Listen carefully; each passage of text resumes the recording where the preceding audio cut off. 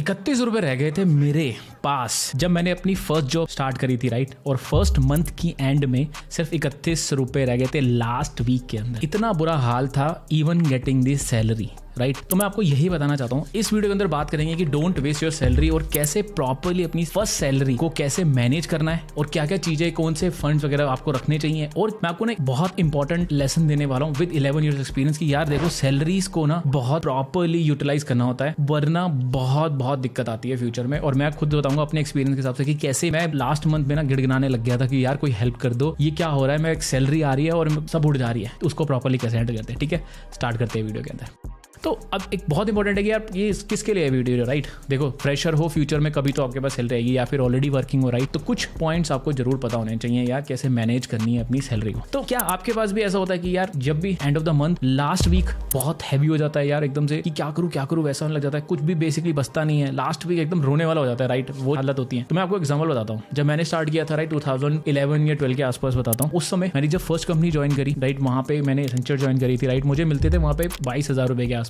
3 का पैकेज था पर कट आके कुछ करके 22,000 के आसपास मिलते थे। 11,000 पे कुछ रेंट चला जाता था, 5-6,000 पे कुछ पार्टी वार्टी में चले जाते थे। कुछ करके लास्ट वीक जो था ना वो बहुत ज्यादा कम रह जाता था। तो इसको कैसे मैनेज करना चाहिए, राइट, मैंने बहुत टाइम बाद सीखा और यही चीज मैं आपके साथ डिस्कशन करने वाला हूँ आज, ठीक है। तो एक चीज को नोट डाउन करो यार, देखो जब भी कभी भी आपको सैलरी मिलेगी, राइट, इन फ्यूचर में मिलने वाली है यार मिलेगी, राइट, प्लीज उसको ना प्रॉपर्ली डिवाइड करना शुरू करो। मतलब सबसे पहली चीज जो आपको करनी है, राइट, उसमें से पूरी सैलरी में से सबसे पहले अपनी एक इन्वेस्टमेंट अमाउंट जरूर निकाल लो जो आपके इमरजेंसी फंड में जाना चाहिए, ठीक है। अब ये क्या चीज है प्रमोद, ये तो बताओ। देखो यार आपको आप पता ही हो कि आजकल क्या हो रहा है, रिसेशन आता है क्योंकि आप एक प्राइवेट कंपनी में काम करते हो, आप कोई गवर्नमेंट जॉब तो कर नहीं, आपकी जॉब कभी भी जा सकती है, राइट। ये चीज तो बहुत इंपॉर्टेंट है। आपने देखा होगा बहुत सारे ले ऑफ्स होते हैं, बहुत सारी कंपनीज एकदम से ले ऑफ कर देती है, राइट। आपके पास जरूर इमरजेंसी फंड होना बहुत जरूरी है। तो आपको एक सर्टेन अमाउंट जो है ना वो अपनी सैलरी से सबसे पहले इमरजेंसी फंड में जाने जरूरी है। अब ये क्या चीज है इमरजेंसी फंड प्रमोद, क्या तुमने बनाया क्या? यस। देखो क्या करना है इसमें, मान लो आपके एक्सपेंसेस, मतलब मान लो कि आप यार 20,000 रुपए पर मंथ जो है वो खर्चा करते हो अपने ऊपर, राइट। हो सकता है कि कुछ भी हो सकता है, रेंट हो सकता है, उसमें हो सकता है 10,000 के आसपास रेंट हो या 5,000 कुछ हो, ऐसे करके 20,000 रुपए आपका एक्सपेंस है। तो आपका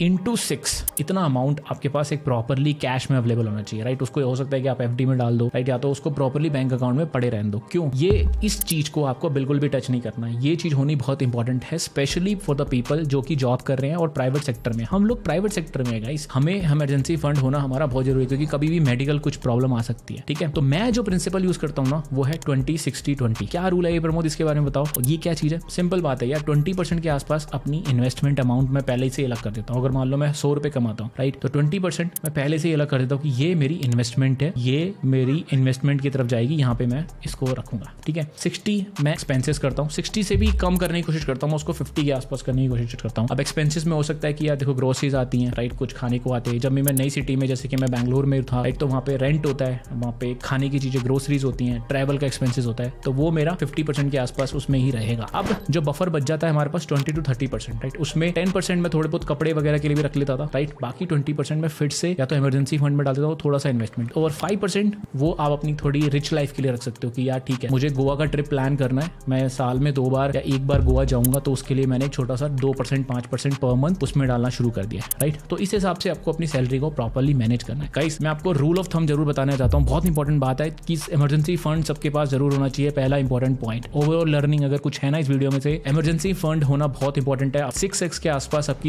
एक्सपेंसेस का अमाउंट जरूर होना चाहिए, ठीक है। सेकंड इंपॉर्टेंट पॉइंट है यार अपना एक रिच लाइफ आपको बनानी होती है, जैसे कि रमित सेठी, राइट, उनका नेटफ्लिक्स पे एक शो भी आया था, मैं एक लिंक बता दूंगा आपको, right, how to get rich करके। उसके अंदर वो रिच लाइफ के बारे में बात करते हैं। रिच लाइफ बेसिकली क्या होती है कि जैसे कि यार सिंपल है, आप एक अमाउंट कमाते हो, मान लो आप 20,000 रुपए कमाते हो, 25 कमाते हो, 30 कमाते हो, राइट। तो आपकी एक रिच लाइफ होती है कि यार ठीक है मैं 1 या 2 बार साल में गोवा का ट्रिप मार सकता हूँ, तो मैं छोटे-छोटे 2-3 हज़ार रुपए इकट्ठे करता हूँ उसमें, और जब भी 7 महीने में जब मेरे पैसे पूरे जाएंगे तो मैं उसको एंजॉय करूंगा, राइट। तो वो चीजों को रखो। और मैं किसी एक फेवरेट होटल में जाना चाहता हूँ, जैसे अगर मैं नेक्स्ट गोवा का ट्रिप मारूं, राइट, तो वहां पे मैं एक दिन ताज अगोड़ा में जरूर जाऊं, और वहां पे ऑलमोस्ट लाइक 10,000 पर नाइट होता है, तो एक दिन तो रहूं मैं एटलीस्ट। अब क्या मैं 10,000 रुपए इकट्ठे नहीं कर सकता 7 महीने में? तो वो चीजों को रिच लाइफ कहते हैं, राइट। तो वो चीज को कैसे करना है प्रॉपर्ली मैनेज करके, 2% बचाओ, 5% बचाओ पर मंथ में, तो वो चीजों को करना इंपॉर्टेंट है। तीसरी चीज है यार डेप्ट। अगर आपके पास कोई लोन है, प्लीज सबसे पहले उसको एडजस्ट करो, राइट। कार और होम जो होता है वो बहुत बड़े डिसीजन होते हैं, उनको थोड़ा शुरू में प्लीज अवॉइड करो। अगर आप फ्रेशर हो राइट, प्लीज डायरेक्टली कार और होम खरीदना बहुत ज्यादा हैवी हो जाता है राइट। मुझे अच्छे से पता है, मेरे अभी भी फ्रेंड्स हैं जिन्होंने पहली जॉब जैसे ही करी उन्होंने उस समय होम लोन डाल दिया, अभी तक होम लोन दे रहे हैं और उन्होंने लाइफ ना एंजॉय नहीं करी। उनकी सैलरी 50-50 हज़ार हो गई पर EMI 30,000-20,000 थी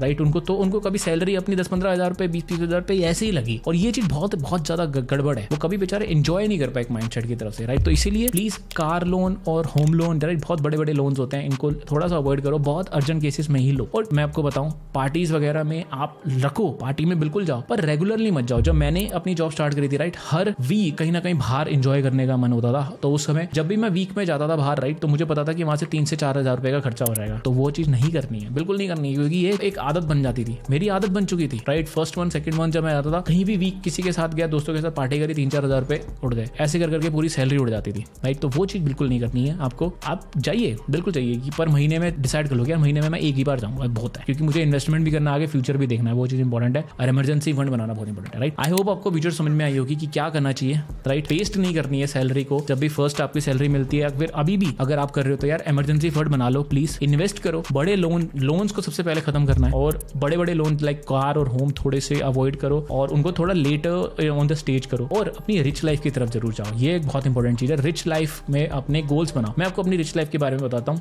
देखिए 2023 में वीडियो देख रहे हो आप, मैंने प्लान बनाया था कि मैं 3 कंट्रीज करूंगा, 2 मैं कर चुका हूँ बाय द वे। मैंने पॉइंट बनाए थे कि यार इस तारीख को मैं दुबई जाऊंगा और इस तारीख को मैं मलेशिया जाऊंगा, तो वो दोनों हो चुके हैं। और अब थर्ड का मैंने एक प्लान बना रखा है कि मैं 3 कंट्रीज करूंगा राइट। तो उस हिसाब से प्लान करके रखो। तो आई होप आपको वीडियो अच्छी लगी होगी। सैलरी प्लीज वेस्ट मत करो, पार्टीज वार्टीज कर लोगे शुरू में और बहुत दिक्कत होगी, 31 रुपए रह जाएंगे मेरी तरह, वो मत करना ठीक है। अच्छी लगी वीडियो तो लाइक और सब्सक्राइब करके जाना। मिलता हूँ अगली वीडियो में, बाय।